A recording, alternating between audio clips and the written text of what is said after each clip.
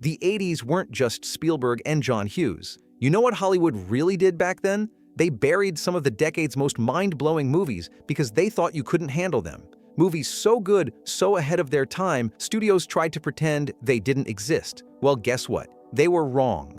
I've dug up 10 incredible 80s movies Hollywood hoped you'd forget, and it's time they got the attention they deserve. Sometimes real life is so weird you don't even need to make stuff up. Like the story of Melvin Dummer, a random guy working at a gas station who says he picked up billionaire Howard Hughes one night, gave him a ride, and years later finds out he's mentioned in Hughes's will. Of course, that whole thing turned into a big mess in court, and the jury said the will wasn't real. But director Jonathan Demme and writer Bo Goldman figured it didn't really matter if it was true or not. It was just a great story either way.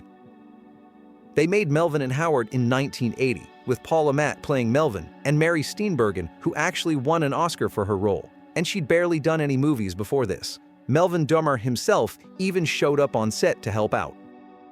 Cost under $5 million to make, didn't earn a whole lot at first, but after those Oscar wins for the screenplay and Steenburgen, it picked up a little cult following. Now it's one of those movies that's right between gritty 70s stuff and the more quirky, oddball vibe of the 80s. Criterion re-released it later. Paul Thomas Anderson said it was a huge influence on him. And of course, Demme himself went on to make stuff like Something Wild and eventually Silence of the Lambs. This movie's really where all that started. Don't watch Tampopo hungry. That's my first tip. It calls itself a ramen western. And that's exactly how it plays out. Like a classic western, except the cowboys are ramen experts instead of gunslingers. Yuzo Itami directed it, his first film after a long career as an actor.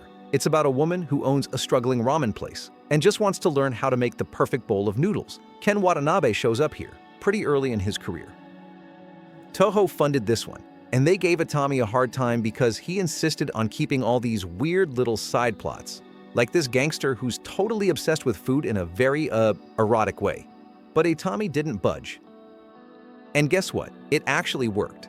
The movie got huge attention at the Tokyo Film Festival, then even crossed over into American art house theaters, made over $1 million in the States alone, which is pretty wild for an 80s Japanese comedy about noodles. Today it's legendary. Paul Thomas Anderson said it's one of the funniest films ever. Pon Joon-ho mentioned it as an influence on Parasite, and ramen restaurants in Japan literally use scenes from this movie to train their staff. So that's how good the noodles look.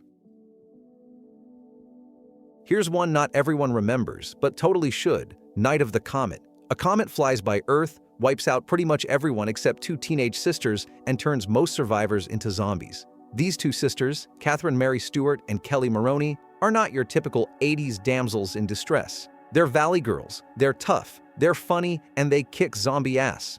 Sound familiar? That's because Joss Whedon literally said they inspired Buffy the Vampire Slayer. Made for just $700,000, and most of the post-apocalyptic LA scenes were shot illegally at dawn on Christmas morning, when the streets were completely empty. They even borrowed skeleton props from Halloween stores. Nobody expected much, but this movie caught on and made like $14 million. Quentin Tarantino said it influenced Death Proof. Lots of dystopian movies came out in the 80s. Blade Runner, RoboCop, They Live. But Brazil often slips under the radar, especially in America. And that's a shame because it's one of the wildest, darkest, funniest sci-fi movies you'll ever see. Directed by Terry Gilliam, it's basically about this guy trapped in a nightmare of bureaucracy, surveillance, and just total government insanity. Universal hated it, wanted Gilliam to make it shorter, happier, nicer. He said no way, and even took out ads in Variety calling the studio out. He secretly showed his own cut to LA film critics, and guess what? They loved it. Gave it Best Picture, before the movie even opened. So Universal caved. The visuals are insane, inspired by Orwell's 1984 and Metropolis. Gilliam even built those crazy sets from real, thrown-out industrial pipes.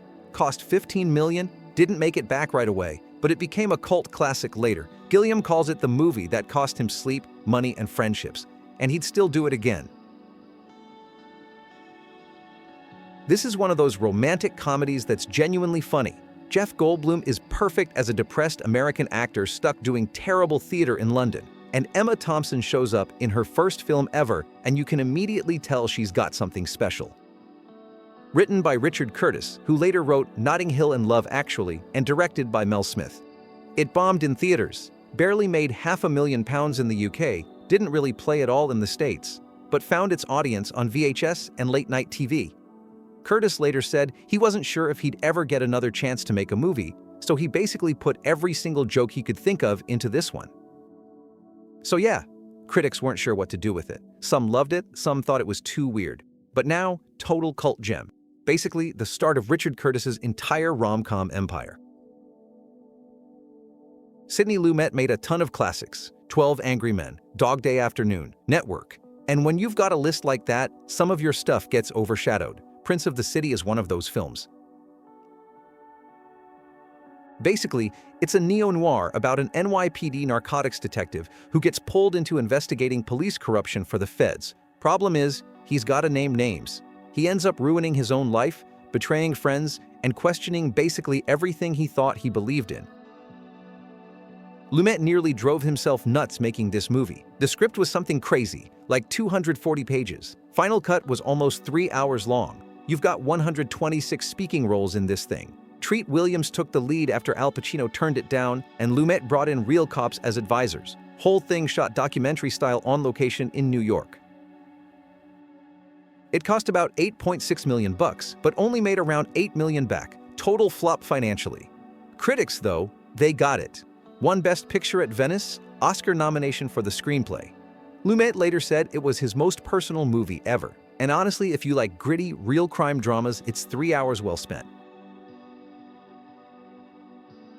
Desert Hearts could easily be just another romance movie.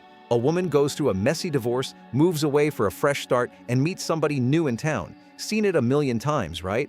But what made Desert Hearts stand out back in the mid-80s was that it's about two women falling in love. And not just any women, these characters feel like actual, normal people you might meet in real life. Helen Shaver and Patricia Charbonneau make this whole thing work. Their chemistry feels natural, believable. Directed by Donna Dage, her first feature ever, and based on Jane Rule's novel, Desert of the Heart, the whole production was independently funded. Studios tried to step in, offered money if Dage changed the ending to something tragic. She said no way. The result was one of the very first American movies to show a lesbian romance with a happy ending. It premiered at Telluride, got a ton of attention at Sundance, and ended up grossing over $2.5 million. Huge success for an indie drama back then. Even Scorsese later called it one of the best films of the decade. Pretty big deal. Liquid Sky is as 80s as it gets. Completely wild, neon, low-budget sci-fi weirdness. Director Slava Zuckerman emigrated from the Soviet Union, barely knew English, had never directed an English feature before. His wife co-wrote the script and even threw in money they'd originally saved up to open a restaurant. You've got aliens landing on a rooftop in downtown Manhattan, but instead of typical sci-fi stuff, they feed on people's orgasms. Yeah, seriously. Anne Carlisle plays two roles, a female model and her male counterpart, all dressed up in wild costumes and heavy makeup. Budget was about $500,000. No permits, no big names, just DIY filmmaking all the way. Neon gels, fluorescent paint, plexiglass, it looks insane. Even the soundtrack was groundbreaking, one of the first fully electronic scores ever for an indie movie. It premiered at a festival in Montreal and quickly blew up into a midnight movie phenomenon. Liquid Sky ended up making around $1.7 million, which is nuts for a no-budget underground sci-fi movie from 1982. Total cult classic status today. Paris, Texas starts with a guy named Travis wandering alone through the Texas desert.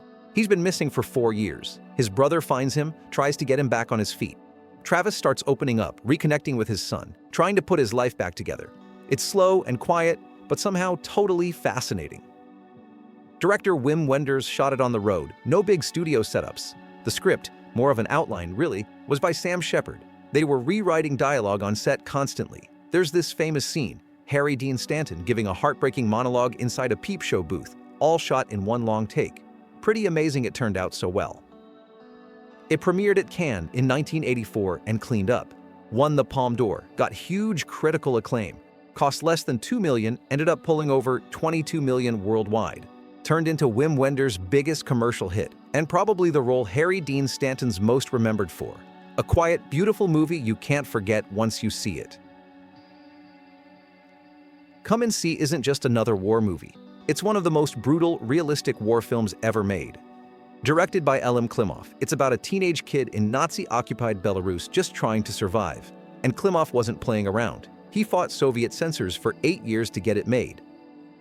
No Hollywood action scenes here, no dramatic music either, mostly just raw, on-location sound design. The main kid, played by Alexei Kravchenko, was only 14, and Klimov put him through hell for realism. Starvation, exhaustion, even live ammunition firing above his head. They burned down real villages, already slated for demolition, used real explosives. This kid's hair literally turned gray from stress. When it finally came out in the Soviet Union in 1985, people were blown away. Huge critical success, sold nearly 29 million tickets domestically, sixth biggest Soviet movie that year. It took years to reach the US, but now directors like Roger Deakins and Gaspar Noé call it the most essential and disturbing war movie ever.